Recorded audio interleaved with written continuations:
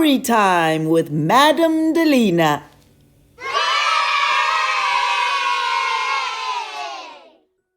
Hello, my radical readers. Madam Delina's delighted to see you today for another fun story.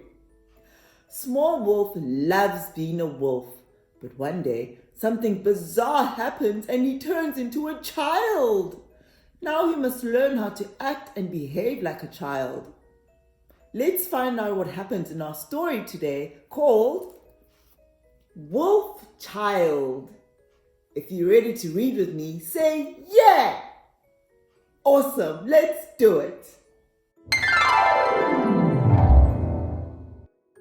Small Wolf liked being a wolf. He liked doing all the things wolves do. He stayed up late to howl at the moon. He wolfed down his food. He scratched himself whenever he felt like it. He slept in a messy cave full of bones. He sniffed at smelly things. He piddled against trees. When someone piddles, they pee against trees. Oh! Small Wolf thought being a wolf was great. Then one dark night, something very weird happened. He saw a shooting star with a fiery tail. It seemed to fall to the earth beside him. It lit him up with a strange blue glow. Small Wolf said to himself, "I feel a bit funny." Suddenly, he started to change. His hairy paws became smooth hands. His 10 long claws became 10 pink fingernails. His ears and tail started shrinking. Then he stood up on 2 legs. He looked at himself in a forest pond. "Oh no," he said, "I've changed into a boy." Small Wolf had no idea what boys did. He crept up to a house to see if he could find out. There was a boy inside, and his mom and dad were talking to him. Small Wolf listened very carefully. "Children are meant to wash behind their ears and tidy their rooms," the boy's mom was saying in a strict voice, "and change their socks." "Socks?" thought Small Wolf. "I'd better get some of those." "Children must never ever wolf down their food," the boy's dad was saying.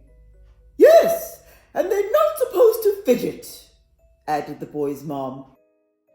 "So that's what boys do," thought Small Wolf. "Well, now I'm a boy. That's what I must do too."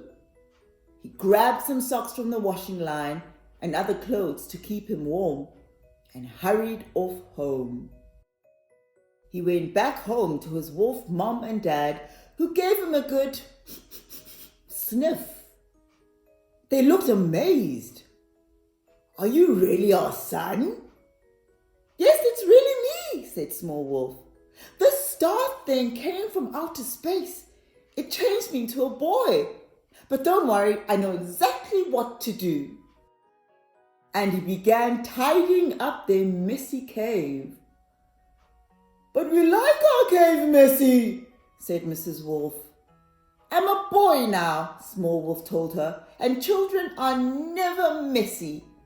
Are you messy, boys and girls? I sure hope not." Small Wolf started doing all the other things that he'd heard boys are supposed to do. He stopped wolfing down his food and took tiny nibbles. He even told his dad off. "Must you wolf down your food like that? You should never gobble. Disgusting." And he told his mum off. "Mum," he said sternly, "do stop sniffing at pungy things and scratching yourself. Where are your manners?" Woo! Wolfchild has been very, very rude to his parents. He washed behind his ears twice a day. "Dad," he scolded, "did you remember to wash behind your ears?" Boys never forget. And he never, ever fidgeted. Mom, he nagged. I just saw your tail twitch. You should always sit still. He wouldn't even join in when his mom and dad howled at the moon. Parents, he ordered them, do stop that frightful row. You shouldn't be so noisy. This was the last straw. His parents couldn't stand it a second longer. They went to see the wise old wolf. We've got this big problem, they said. Our son has changed into a boy. It's a nightmare. He tells us off all day long. Is that really what boys are really like? Mrs. Wolf asked the wise old wolf. How do their parents put up with it? He even wants a toilet in our cave, added Mr. Wolf. I've begged him and begged him, but he refuses to piddle up trees anymore. We want our wild son back, they both complained.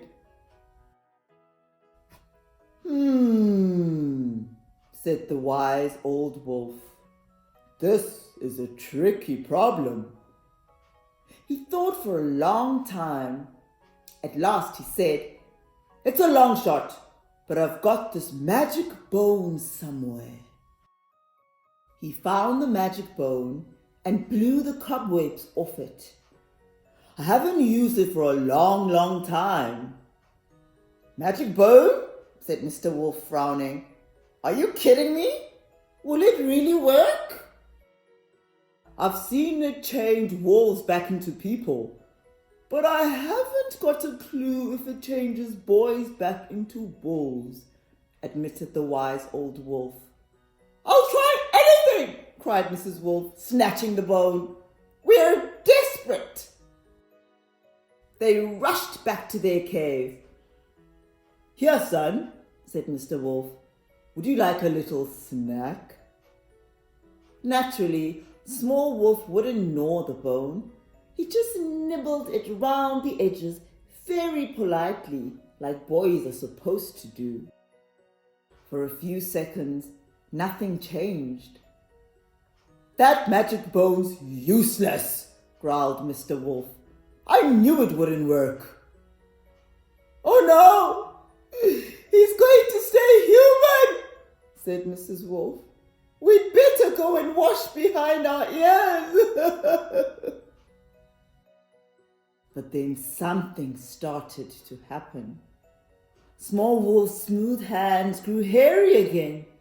His 10 pink fingernails became 10 long claws. His hairy ears came back, and his lovely long hairy tail reappeared. He dropped onto all fours and went trotting out of the cave. I'm a wolf again! Where are you going? Mrs. Wolf shouted after him. I'm going to sniff at pungy things and scratch myself, said Small Wolf. Hooray! He's changed back into a wolf, boys and girls. Mr. Wolf hardly dared hope. Had his wolf son really come back? Then Small Wolf rushed up to the nearest tree. Oh joy! Cried Mr. Wolf. He's piddling up trees again. Small Wolf loped off to howl at the moon. Welcome back, son, said Mrs. Wolf. The end. Imagine you turned into a wolf one day, boys and girls. But when Wolfchild turned into a boy, he wasn't very respectful to his parents, was he? But I know that you boys and girls have manners and you're respectful to your parents. Thanks for reading the story with me. Now it's time for Nev and Madame Delina to say goodbye, goodbye, goodbye for today. We'll see you next time. So hip, hip, hooray!